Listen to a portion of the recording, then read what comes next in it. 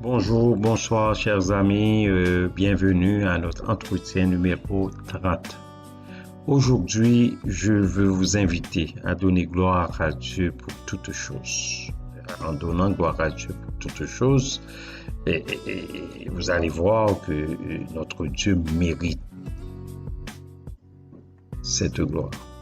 Il mérite la gloire. Dieu mérite notre gloire car il est Dieu. Et il nous a créés. Il nous a créés. C'est lui qui prend soin de nous. Ouais. Dieu mérite notre gloire car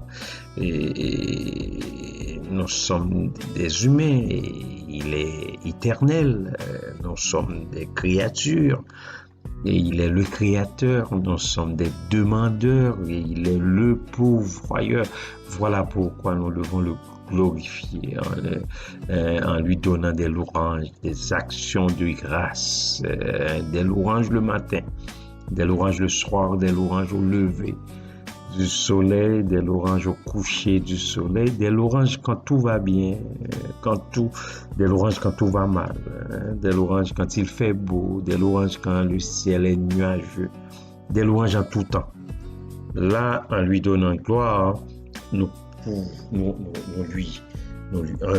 donnant gloire, nous lui prouvons c'est que nous le connaissons.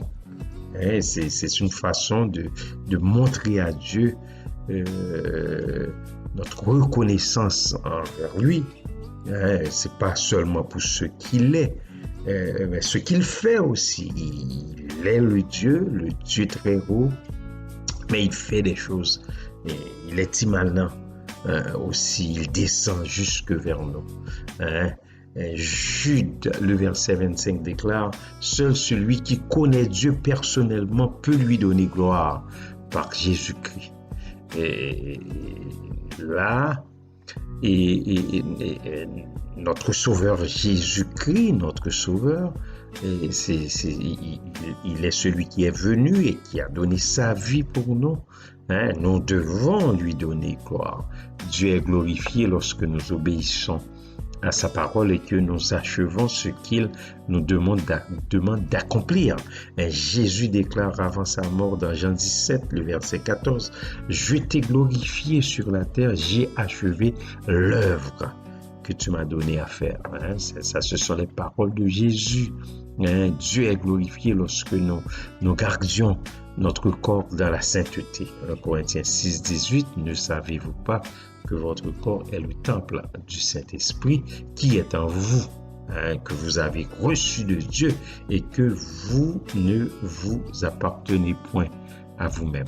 Glorifiez Dieu dans votre corps et dans votre esprit qui appartiennent à Dieu.